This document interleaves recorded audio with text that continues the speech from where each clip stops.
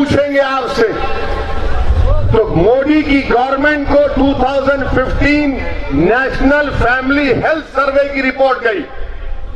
उस 2015 national family health survey की report में यह कहा गया कि इंडिया में, भारत में 28% लोगों के पास बर्थ सर्टिफिकेट नहीं है, जिसमें मुसलमान 40%, दलित 40%, आदिवासी 44%।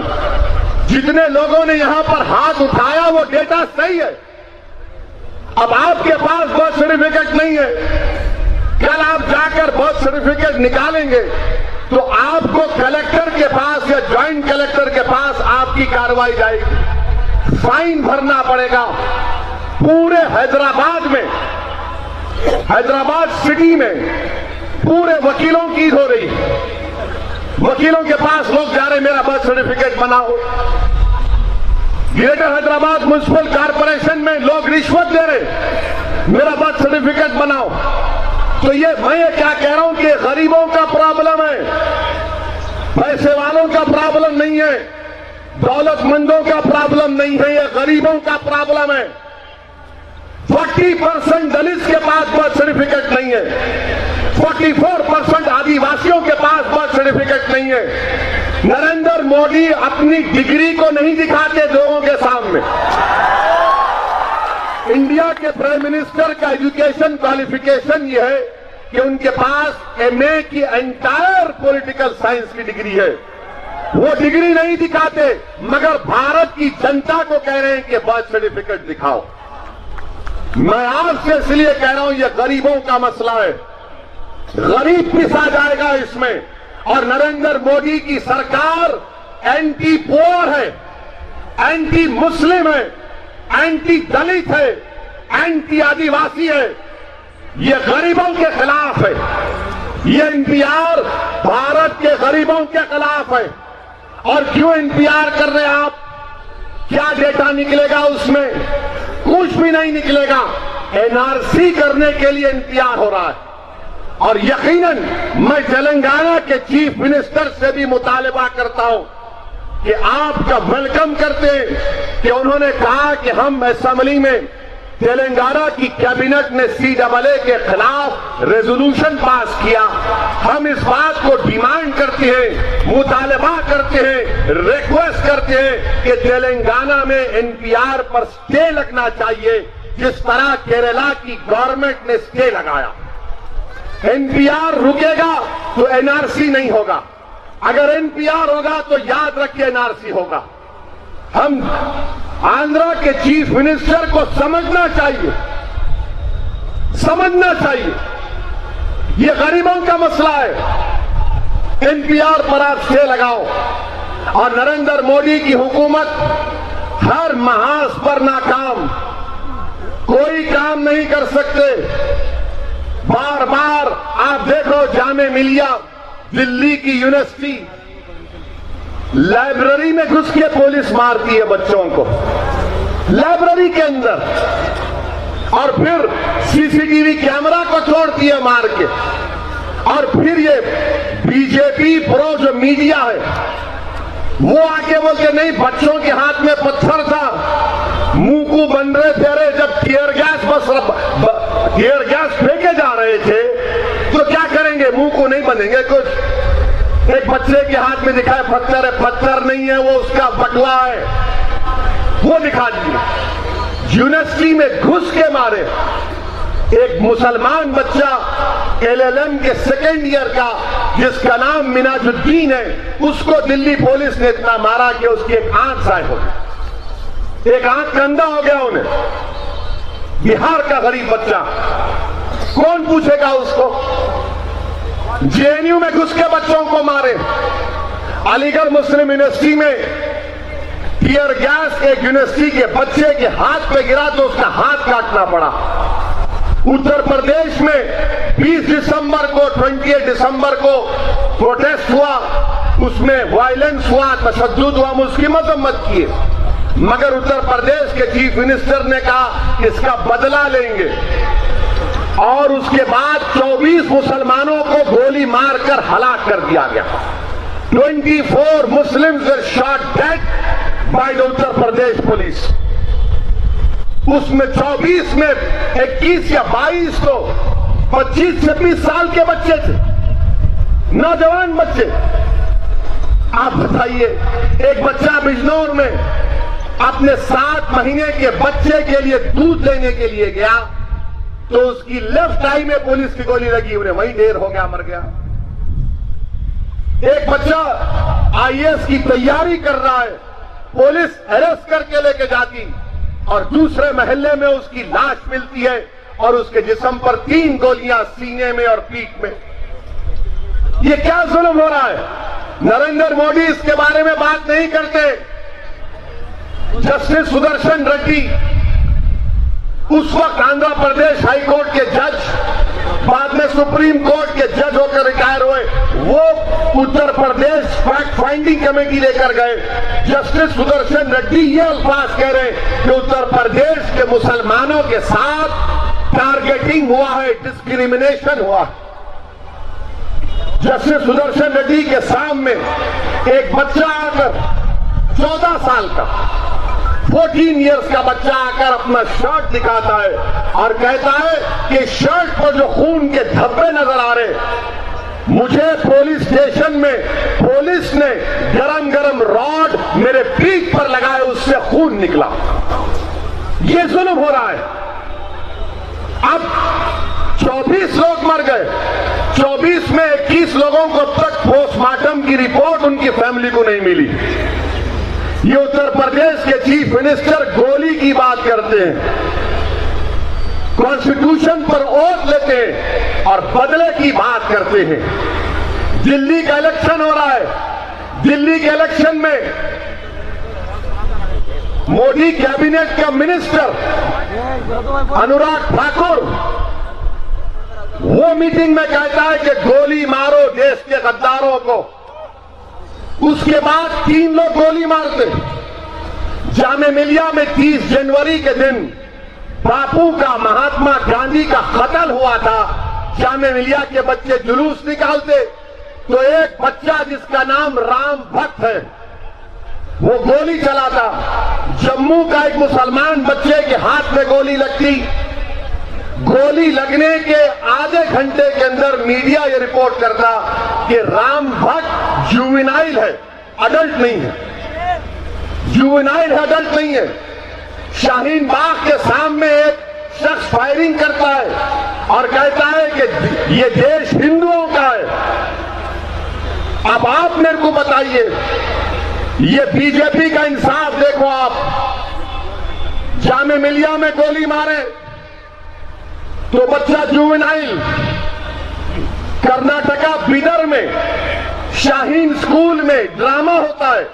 कौन ड्रामा करते? 4th क्लास 5th क्लास के बच्चियां। ड्रामे में एक बच्ची नरेंद्र मोदी के बारे में कुछ गलत बोल देती तो बीजेपी कर्नाटका की गवर्नमेंट उस बच्ची की मां जो विडो है, बेवा है, और स्कूल की हेडमिस्ट्रेस के ऊपर केस बुक करते। हिंदुस्तान से गद्दारी का सेक्शन 124B लगाते, सेडेशन चार्ज लगाते कि मोदी के खिलाफ क्यों बोले। 2 हफ्ते बिदर की जेल में दोनों औरतें गुजारी। एक बेवा है, मैं जेल में मिलने गया था तो हमारी बहन, हमारी बेटी मुझको रोकर कह रही थी कि ओवैसी साहब, मेरे बेटी को देखने वाला कोई भी नहीं है, मैं जेल में पड़ी हुई हूं, मेरा मालिक के मकान के पास मेरी बेटी है। सोचो आप तमाम, ये हमारी मां और बहनें बैठी हैं, अल्लाह ने आपको भी औलाद दी है। अगर आपकी बेटी 5 घंटे आपको नहीं दिखी तो क्या खुदा की कसम आप रोना नहीं शुरू करते? किसी बाप को, किसी मां को अगर मासूम उसकी बच्ची 12 साल की 1 घंटा या आधा घंटा नहीं दिखी तो मां और बाप परेशान हो जाते। सोचो थोड़ी देर के लिए, जब तुम आज के जलसे से उठकर जाओगे, 2 हफ्ते उस मां ने अपनी बेटी के चेहरे को नहीं देखा। क्यों नहीं देखा? क्योंकि बीजेपी की हुकूमत ने उस मां के ऊपर सेडेशन का चार्ज लगाया। क्यों लगाया? क्योंकि वो मुसलमान थी और वहां पर गोली चलाया जामे मिलिया में, वो भी जुवेनाइल, मगर उस पर सेडेशन का चार्ज नहीं है। सेडेशन का चार्ज इसलिए लगा उस हमारी बेटी और बहन पर क्योंकि वो मुसलमान थी और गोली चलाने वाला गैर मुस्लिम था। ये भारत में इंसाफ के तकाजे हैं। ये हकीकत मैं आपके सामने बयान कर रहा हूं। अगर किसी को मेरे इस बात से तकलीफ हो रही है तो मुझे उसकी कोई परवाह नहीं। रिलीजन के नाम पर डिस्क्रिमिनेशन हो रहा है, मजहब के नाम पर नाइंसाफी की जा रही है। इंसाफ कहां हो रहा है? इंसाफ तो खत्म हो चुका है। इंसाफ की तो इमारत खंडर नजर आ रही है मुझे। मगर भारत से आज भी हमको उम्मीद है। ये लड़ाई भारत को बचाने की है। ये लड़ाई मुल्क को बचाने की लड़ाई है। इस मुल्क को फैशिज्म से बचाना है, इस मुल्क को डिक्टेटरशिप से बचाना है। ये प्रोटेस्ट जो हो रहा है ये कॉन्स्टिट्यूशन को बचाने की लड़ाई है और हमको लड़ना है, डरना नहीं है। अगर जेल जाना पड़े तो आप जाएंगे जेल को? सोच के हाथ उठाओ, इंशाअल्लाह बोल के पीछे नहीं हट जाना। एक पैगाम हमको देना है गवर्नमेंट को कि हम तुम्हारे खिलाफ उठ खड़े हुए हैं। ये CAA NPR NRC का प्रोटेस्ट नरेंद्र मोदी, सुन लो आप, मैं विजयवाड़ा से प्राइम मिनिस्टर को कह रहा हूं, ये CAA NPR NRC का एहतजाज किसी मुस्लिम लीडर का एहतजाज नहीं है। ये एहतजाज जो भारत में हो रहा है ये उलेमाओं के कंट्रोल में भी नहीं है। ये अवामी एहतजाज बन चुका है, ये पीपल्स मूवमेंट बन चुका है। अब कोई उसको नहीं रोक सकता मिस्टर मोदी, कोई नहीं रोक सकता। ये तूफान है, ये तूफान है और ये तूफान और सैलाब उठेगा, सुनामी की तरह आगे बढ़ेगा और जो संविधान को तोड़ना चाहते हैं ये तूफान उन संविधान को तोड़ने वालों को बहा कर लेकर जाएगा इंशाअल्लाह ताला। इसीलिए मेरे अजीज दोस्तों, मेरी इज्जतदार मां और बहनों, आपको और हमको साफ और वाज़े अल्फाज में CAA NPR NRC को रिजेक्ट करना है, रिजेक्ट करना है। और एक्सपर्ट्स क्या बोलते हैं? एक्सपर्ट्स ये बोलते हैं कि अगर पूरे मुल्क में NRC या NPR बेहतरीन तरीके से भी हुआ, सबसे अच्छे तरीके से भी हुआ, तो कम से कम 8 करोड़ 8 करोड़ लोगों के नाम नहीं आएंगे। 8 करोड़ यानी पूरे आंध्र प्रदेश की आबादी भी 8 करोड़ नहीं होगी।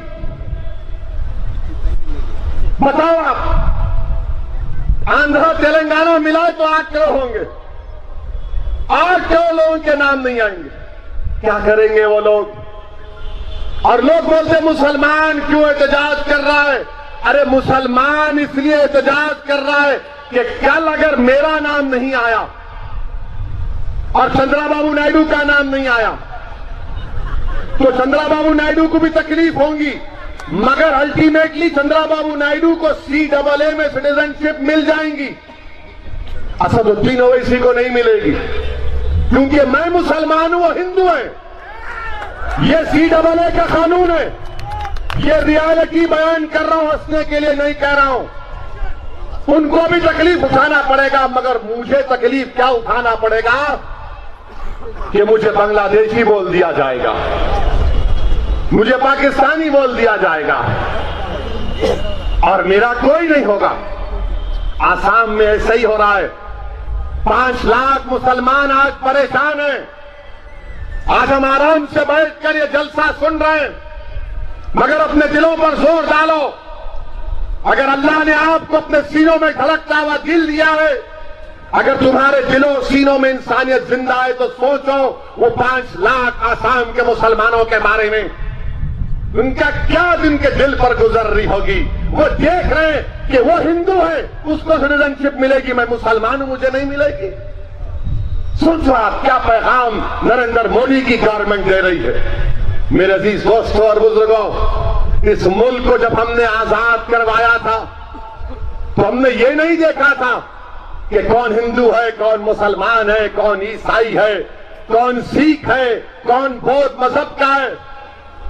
सन 57 की जंग आजादी शुरू हुई, यही उलमाए किराम ने जिहाद का फतवा दिया था, यही उलमाए किराम ने अंग्रेजों के खिलाफ जिहाद का फतवा दिया था।